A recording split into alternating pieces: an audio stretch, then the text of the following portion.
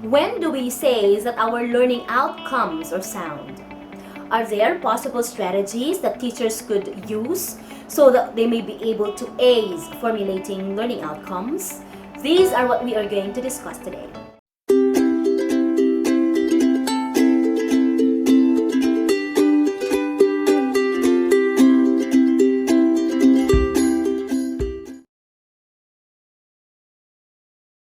Hello everyone, welcome back to our channel. Welcome to Joyce University. This video is the third installment of my lecture series on lesson planning. And the first video that we uploaded was about the importance rather of lesson planning and the benefits teachers could get from planning the lesson very well. The second video was about the different formats of lesson plan. I discussed the different parts of a traditional plan as well as the different elements that are supposed to be present in the 3 I's for introduction, interaction, and integration. And this third video would be about the considerations in crafting learning outcomes and the do's and the don'ts as well in formulating learning outcomes. You know, learning outcomes should really be well thought of by teachers. That's why many of the educators would say that before you come up with the entire plan, you always have to start with an end in mind. End was mean the goal, the purpose, the outcome, the objective of the entire lesson. And the first thing that you really have to think of would be the outcomes or the activities or everything that the students should know, should learn, and should apply right after the discussion. Now, these learning outcomes can be defined as statements of what a learner is expected to know, to understand, and be able to demonstrate after completing a process of learning. So in other words, the learning outcomes would capsulize the knowledge that the students have to gain, the content that they have to digest, and the application of such learning to life. So it would be about what the students should know, how they should learn it, and where they should apply such learning. That's why ideally, outcomes should be presented, should be shared to students before the start of the discussion. The outcomes should not be kept secret. It must be presented to the students right away so that they know what are expected of them, so that they would be properly guided as to where they should go and how they should go about it. All right, so that's how important outcomes are. Now, when you are formulating outcomes, you have to answer these 3 important questions. The first question is, what do I want my students to learn? What particular information do I want them to master, to memorize? What particular topic do I want them to be aware of? Right? That's the first question. The second question is, why do I want them to learn that? Okay, what is the reason why students have to learn that content? Is it necessary for the students to learn this topic? Is the topic or is the content worthy to be learned? Okay, so if the students are able to realize the importance of a topic to be learned, then they will be more interested learning that. You know, one of the problems nowadays really is that some of the teachers really fail to help students realize the importance of the topic at hand. And so because the students do not know the importance of learning such, then they are not that interested to learn that particular topic. Okay, and the third question is, how can I know that they have learned that? Okay, and this would tell us about the application of what they have learned. So you have to give them activities to assess the extent of the learning or to assess the mastery of the topic being given to students. So you've got to really answer all these questions. Now let's try to give an example.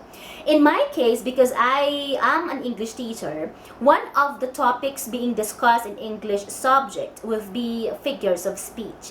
And one of the figures of speech is irony. Alright, so what do I want my students to learn about irony? About it. So I would want them to learn irony, the difference of irony with that of the other figures of speech, specifically paradox and the like. Okay, so why would I want them to learn irony?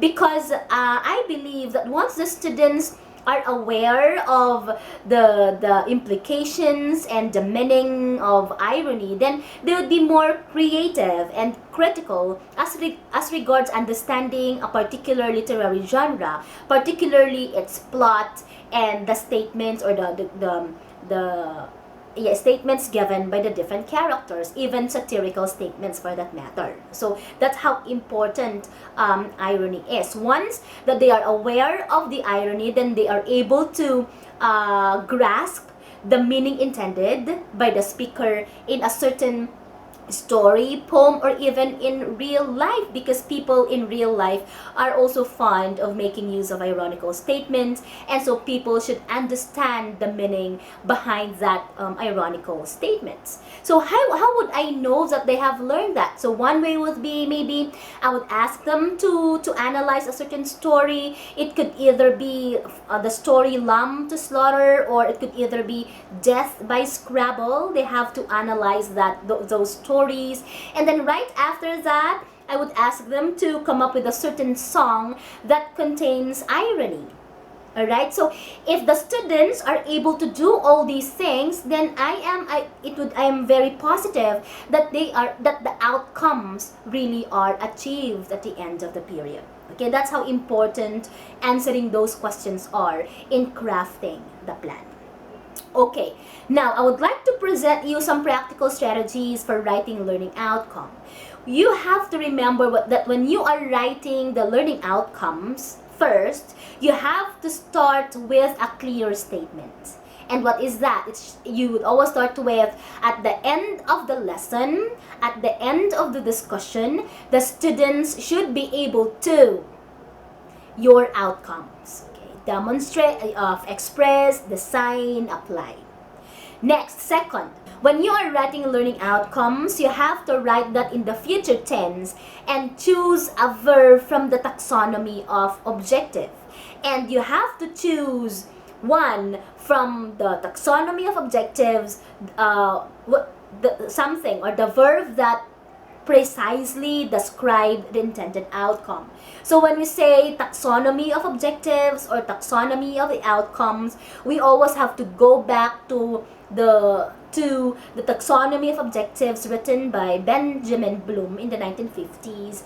And if you try to study Benjamin Bloom, he would tell us that the outcomes should be categorized into 3 domains. You have the cognitive, what the student should know; the affective, why they should know it, it's the importance of that; the third, psychomotor, what would they do with what they have learned. Same is true with the 3 questions I presented a while back. And now I'll be presenting the revised Bloom's taxonomy. This is the format, this is the taxonomy being revised by Anderson and Cratwall. And if you try to take a look at this pyramid, you have the remembering, understanding, applying until creating. And the remembering, understanding, and applying, these are all for lower order thinking skills, and the last 3 would be the higher order thinking skills.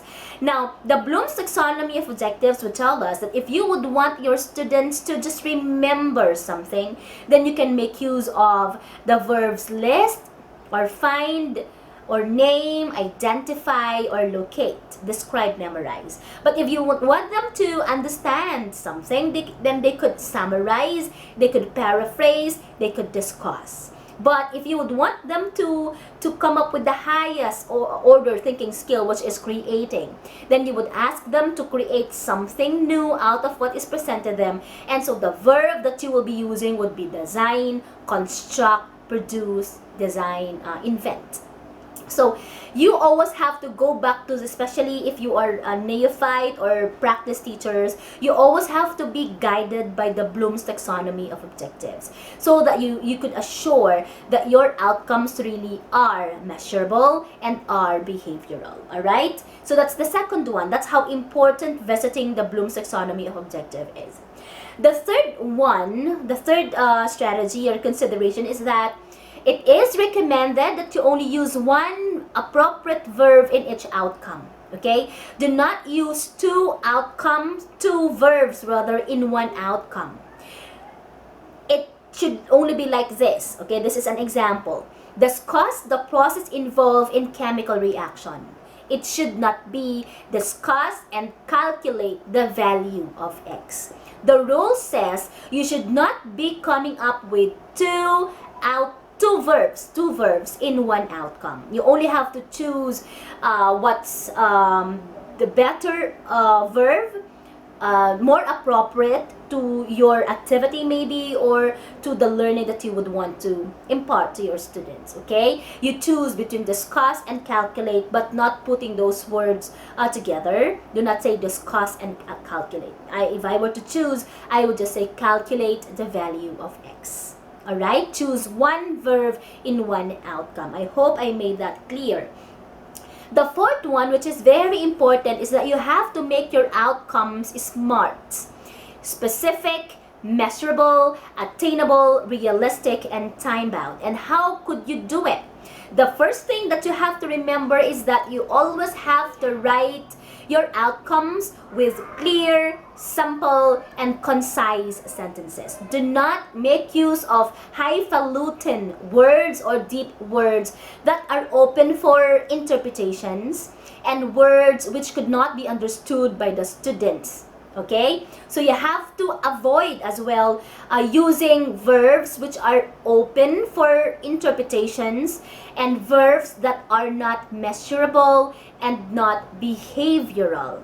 So what are the words? What are these verbs that you should avoid? Okay? Avoid using know, understand, become aware of, appreciate, learn, become familiar with, think. Why should you avoid all these terms? Because these are vague. Okay? They are open for interpretations, and at the same time, these verbs are very difficult to be evaluated or to be measured. How could you know that the students understood the topic? How would you know that they appreciate the content? How would you know that they know what you would want them to do? Alright, so you've got to be very specific, you've got to be more concise and more realistic of your outcomes. That's why you always have to go back to your blooms. Alright, so those are the verbs that you have to avoid. Next, in writing learning outcomes, it's also very important that you keep in mind that you assess everything that is taught. Okay, so learning outcomes then must be aligned with the assessment, and all the learning outcomes should be assessed. So meaning, when you would be writing one outcome, you already have to think of the possible way of assessing that outcome. Okay, of measuring that outcome. So your outcome must be aligned with your topic. It should be aligned with your strategy, and it must be aligned with your assessment, with the form of your assessment. There are a lot of instances where teachers would just be thinking of the outcomes and not aligning that with the form of assessment. Okay? Or worse, their outcomes are not, reflections of the topic to be discussed. Your outcomes must be based on the topic that is to be discussed, and that your outcomes must be assessed. Alright? Your outcomes must be assessed. So I'll be coming up with another video of which I think that would be alignment of outcomes and that of the forms of assessment. But for now, you have to make sure that your outcomes should be aligned with the rest of the parts of the lesson plan. So for example, and another thing rather, you should not be putting your activity in the outcome. Okay? Do not put the specific activity in the outcome. So an example, make a timeline to illustrate the development of the teaching profession in the Philippines. This outcome sounds specific and it's measurable because there is a timeline and then the term used is illustrate. But the rule says you should not be including your activity in the outcome. So how should you check it? So you just have to erase the activity, which is timeline. So your outcome should only be illustrate the development of the teaching profession in the Philippines. And you think of the assessment, how would my students illustrate the development of the teaching profession? So the form of assessment would be timeline making. Alright, so they have to make a timeline so that the students will be able to illustrate the development of teaching in the Philippines. Alright, so that's actually the example. I would like to repeat, do not include the specific activity in the outcome. Alright, now, how many learning outcomes should teachers craft in one lesson? So the answer is there is no set of good number of learning outcomes of a subject or of a course. And the only criterion that you have to think of is that the number of outcomes should support and enhance and provide optimum alignment with the content, with the resources, even the time allotment or allocated in that particular subject or topic, and the form of assessment. Okay, I would like to repeat, there is no specific number of outcome. The number of outcomes would be dependent on a lot of things, okay? So if you think that 3 outcomes would suffice, if you think that 3 outcomes are enough to achieve what you would want to achieve in that particular period, then be it, okay? There are instances where teachers have to come up with 3 outcomes and 1 form of assessment, it's okay, so long as that form of assessment would cover all the 3 outcomes. And there are instances as well that if the teachers will be writing 3 outcomes, it is also expected that there are 3 different forms of assessment. Each form of assessment would be aligned to each of the outcomes. That's okay as well. So the teachers have, the right to think of how many outcomes to be coming up with. That depends on the topics to be discussed. That depends on the assessment and the time allotment that is given, the time allotment of that particular subject. All right, just make sure that enough yung outcome na gagawin nyo for the students to do what they have to do in that particular hour. So do not come up with too many learning outcomes, because sometimes that would mean too many tasks, and too many tasks could lead to confusion, to brain drain as well of the students. So you have to think of the number of outcomes that are just right for the topic, for the content, and are also justifiable and are fair for the students at the same time. Okay, so just a reminder, when you think of the learning outcomes, it is very important to set balance, all right, as regards the number of the learning outcomes in line with the overall aims of the lesson and the level of the study as well. So these are the things that I would like to present you as regards formulating sound outcomes.